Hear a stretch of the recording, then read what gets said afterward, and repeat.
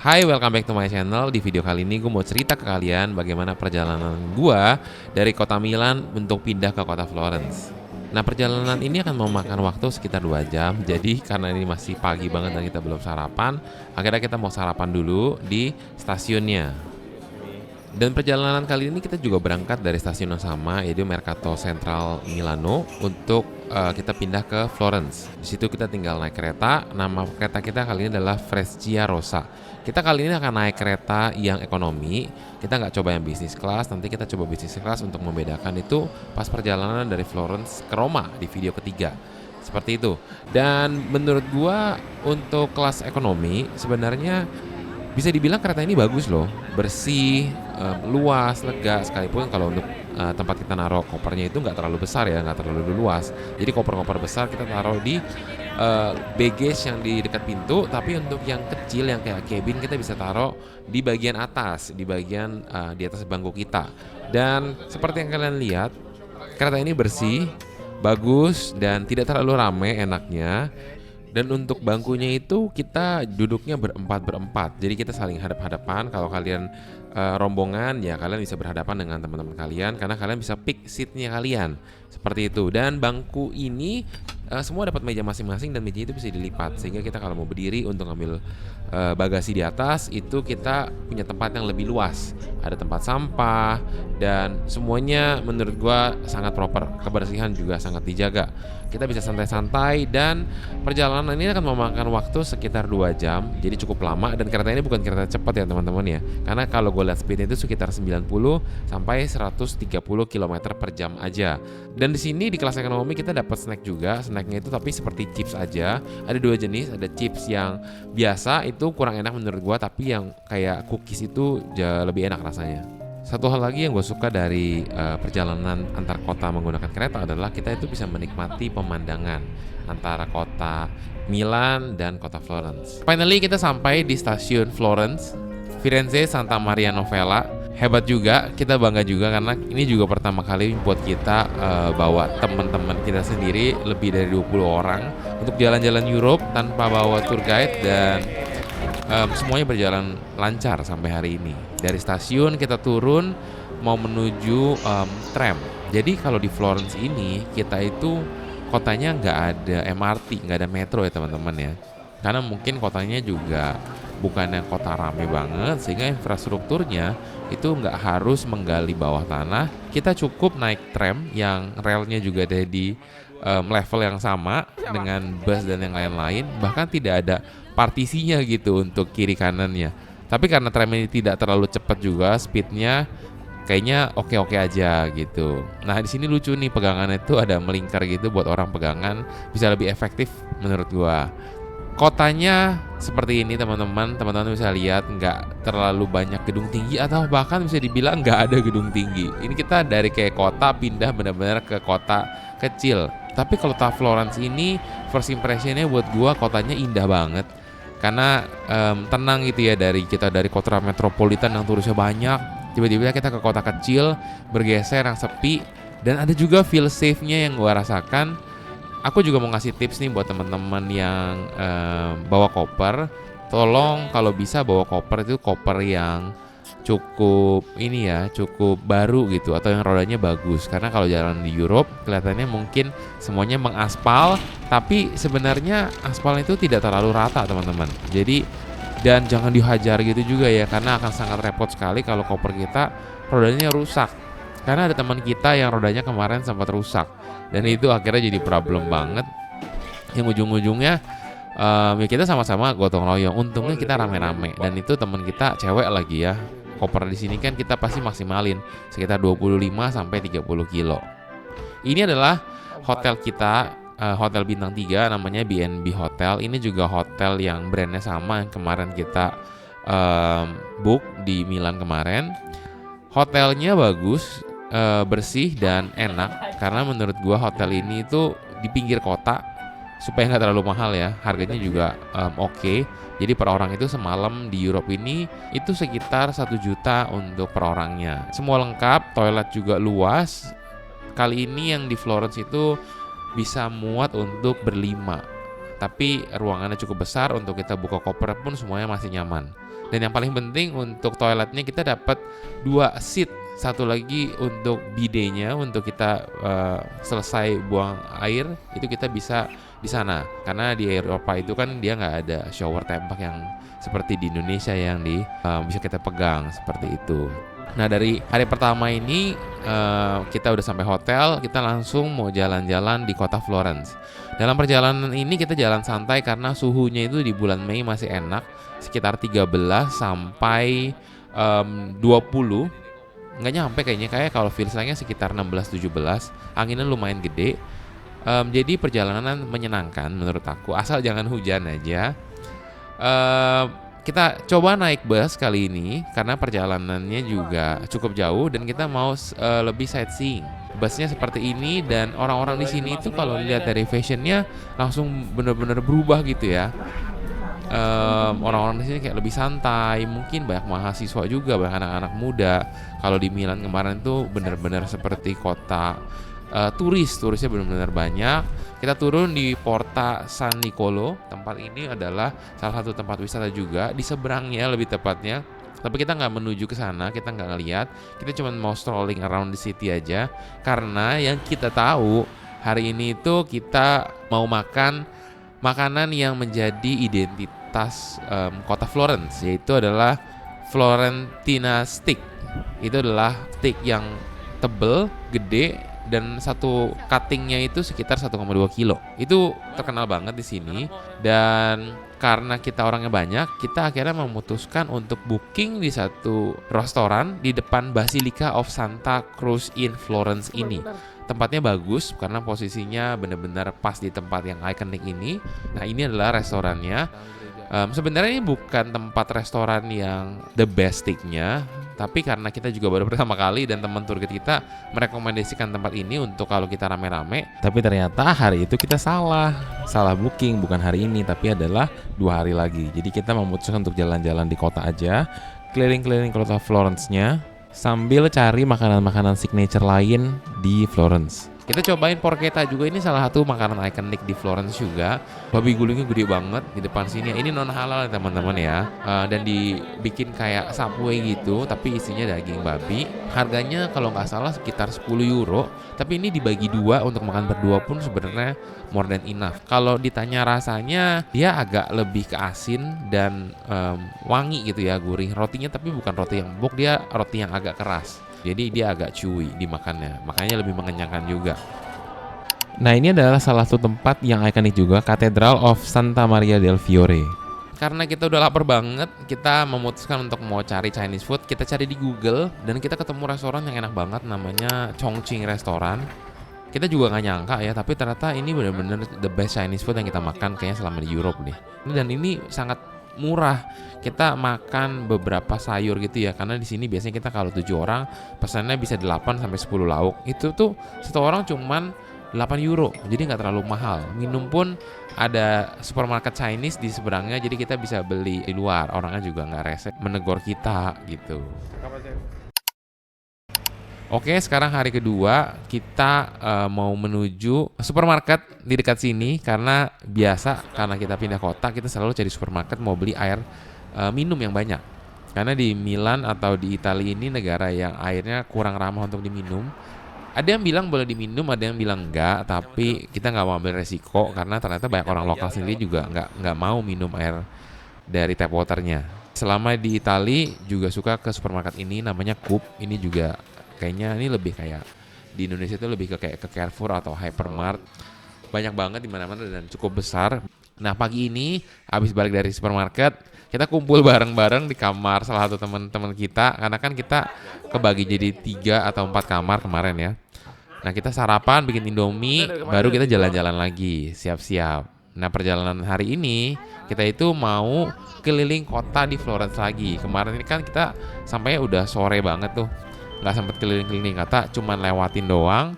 Tapi kita nggak benar-benar lihat-lihat gitu, karena kan kemarin itu kita sebenarnya udah lapar banget gara-gara salah booking. Nah di sini juga terkenal dengan kulitnya kalau di Italia, harganya nggak terlalu mahal, tapi kualitasnya menurut aku oke. Nah kita coba Chinese food lagi, namanya La Sorgenti kalau nggak salah. Menurut aku Makanan di sini secara rasa agak kurang padahal review Google-nya cukup baik ya.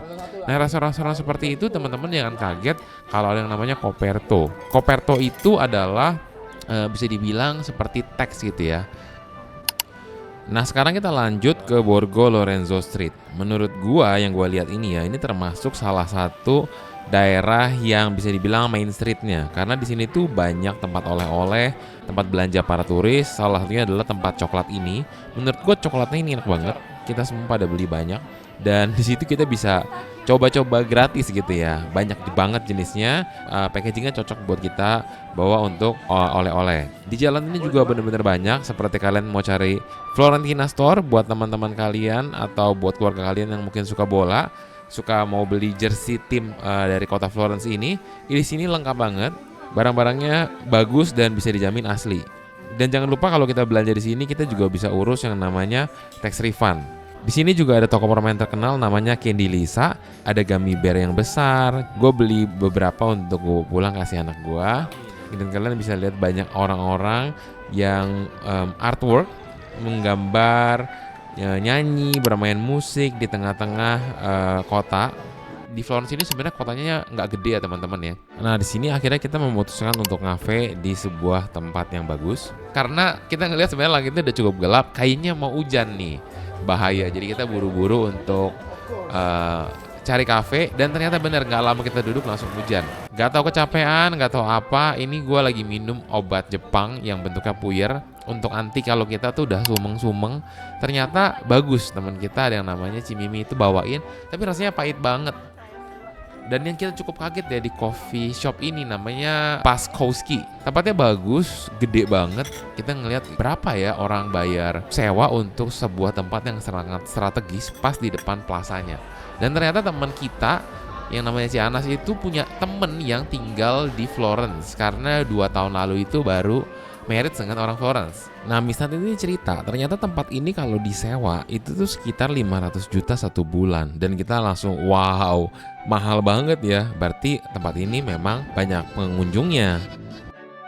Setelah hujan akhirnya reda, tanpa terasa hari sudah malam. Gue melewati sebuah toko sandwich yang memang gue cari-cari dari kemarin. Namanya Alantico Vinaio. Tempat ini menjual sandwich yang paling terkenal di Italia dan aslinya itu ada di Florence ini. Dan porsinya gede banget. Ini 10 euro dan gedenya sekepala saya.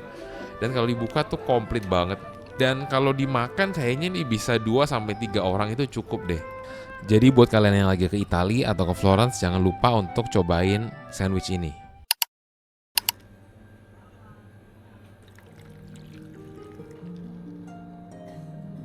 Oke, di hari ketiga ini kita mau jalan menuju Menara Pisa.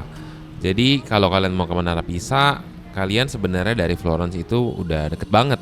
Jadi kita tinggal ke sana naik kereta, tapi bukan di tempat kereta yang sama ya. Kita ke stasiun yang berbeda yang namanya adalah Firenze Rifredi. Nah dari hotel kita itu kita tinggal naik bus aja, perjalanan selama 10 menit. Nah begitu kita sampai di stasiunnya, kita tinggal cari alat beli tiket otomatisnya seperti ini. Pembayaran itu kita bisa menggunakan kartu kredit atau kartu debit. Di perjalanan kali ini kita itu lebih banyak menggunakan kartu debit karena kita kena charge-nya akan lebih murah. Kalau aku sendiri aku menggunakan kartu debit dari Bank Genius karena Bank Genius itu sendiri bisa memilih kantongnya mau dipotong langsung dari kantong rekening rupiah atau rekening dari euro sehingga kita kena konversinya lebih murah.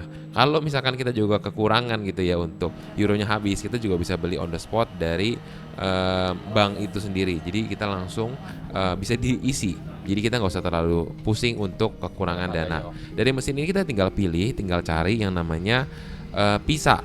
Kita tinggal search aja di sana dan untuk per orangnya sekali jalan itu sekitar kena 9,3 euro. Dan untuk perjalanan dari kota Florence menuju kota Pisa itu memakan waktu sekitar 1 jam 5 menit. Jadi perjalanan tidak terlalu lama.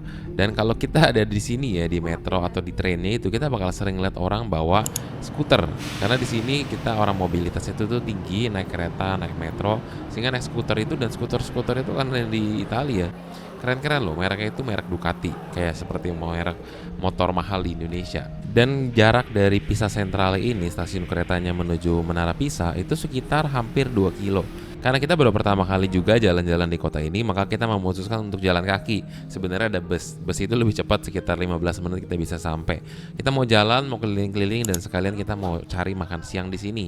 Kita akhirnya ketemu sebuah kafe, tapi nggak gitu gede, jadi kita kebagi dua nih karena kita orangnya banyak. Dan di kafe yang ini kita lebih makan burger dan fish and chip.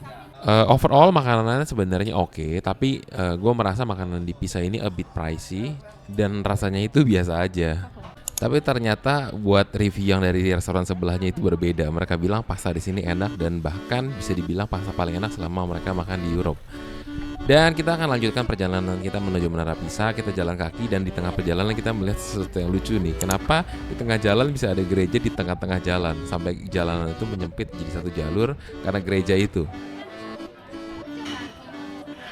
Nah, kita akhirnya sampai juga di Menara Pisa dan cuacanya luar biasa ya guys, panas banget. Mungkin panasnya nggak sampai terik secara karena udaranya kan juga dingin. Tapi kita bersyukur aja karena minimal nggak hujan, kita bisa menikmati perjalanan ini dan kita bisa foto-foto melihat sebuah keajaiban gedung yang agak unik gitu ya. Karena sebenarnya adalah kesalahan saat orang membangun, mungkin secara arsitekturalnya, tapi akhirnya bisa menjadi tempat wisata yang luar biasa di kota Pisa ini. Karena di kota Pisa ini sebenarnya kota kecil yang nggak ada apa-apa. Mau nyari kuliner, mau nyari apapun sebenarnya nggak ada yang terlalu signature. Tapi karena Menara Pisa ini, kota kecil ini menjadi sebuah tempat wisata yang orang selalu kunjungi saat mereka jalan-jalan ke Europe. Nah, tanpa terasa hari sudah semakin sore dan kita mau balik ke stasiun kereta untuk kembali ke kota Florence. Kali ini kita mau naik bus karena kita tadi udah strolling the city, biar cepet aja 15 menit naik bus. Dari sini kita sama ya beli tiket dari mesin otomatis seperti ini. Dan jangan lupa teman-teman, sebelum masuk tiket kita harus check-in di alat seperti ini. Jadi tiket kita tuh dibolongin di sana. Tinggal naik kereta 1 jam, kita akan sampai di kota Florence lagi di stasiun yang sama. Sesampainya di kota Florence, kita mau siap-siap untuk menuju restoran yang kita booking salah kemarin, yaitu mau makan Florentina steak. Dan dari stasiun kereta ini sebenarnya perjalanan lumayan jauh dan kita udah mulai lapar. Akhirnya kita mau coba nih, di seberang stasiun ada jual poke sushi. Jadi kita mau jajan dulu di sini karena di sini makanannya ternyata cukup variatif. Buat yang mau makan, ada bisa makan gyoza, bisa makan poke sushi, ada yang mau minum juga bisa minum boba milk tea. Dan kalau secara rasa ya sebenarnya oke aja sih, nggak sampai enak banget, tapi juga bukan sampai nggak enak karena harganya juga tidak terlalu mahal.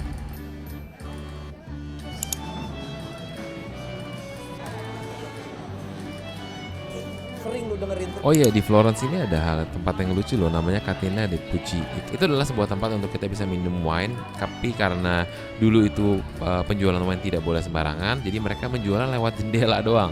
Jadi kita tinggal kasih gelas, mereka yang isikan dan kita tinggal minum di luar. Tapi sekarang sudah menjadi tempat yang terkenal dan menjadi tempat komersil buat orang-orang bisa bersantai dan menjadi tempat wisata. Nah, sekarang kita sudah kembali lagi ke restoran yang hari pertama kita datang untuk makan steak, namanya Finisterre. Di sini tempatnya seperti ini yang kita bilang teman kita bookingin. Jadi memang tempatnya cukup luas, tertutup dan bisa muat 25 orang. Jadi paketnya itu kita akan mendapat Florentina steak sebesar 1,2 kilo untuk berempat. Minumnya refill, kita juga mendapatkan 1 botol wine untuk kita berempat. Dan kita juga dapat 1 loyang pizza untuk berempat. Jadi paketnya seperti itu, seharga 1 orang 25 euro. Sebenarnya malam itu kita makan udah cukup kenyang ya. Tapi karena ini adalah malam terakhir kita di kota Florence, maka kita mau explore kotanya lebih banyak lagi di malam hari. Dan kita mau cobain 1 ayam goreng yang katanya Miss Nat kemarin itu ayam paling enak di Florence, namanya Hot Star Chicken. Kita mau coba dan ternyata benar, setelah kita makan kita bawa pulang ya. Kita di hotel makan itu ternyata memang ayamnya enak banget, juicy banget dan bumbunya nyerap. Kota Florence di malam hari itu gue bisa bilang kota yang berbeda dengan di siang hari. Jadi benar-benar setiap gedungnya itu ada lampu sorot di lantai yang paling atas, sehingga kota ini jadi sangat terang dan suasananya benar-benar berbeda. Apalagi dengan cuaca yang sekarang ini, karena cuacanya itu adem, anginnya masih dingin, kita tuh benar-benar bisa enjoy dan enak banget. Menurut gue kota ini sangat romantis dan sangat chill buat kita jalan-jalan. Oke, sampai di sini dulu video perjalanan kita selama di Florence dan sampai jumpa di kota Roma. Bye bye.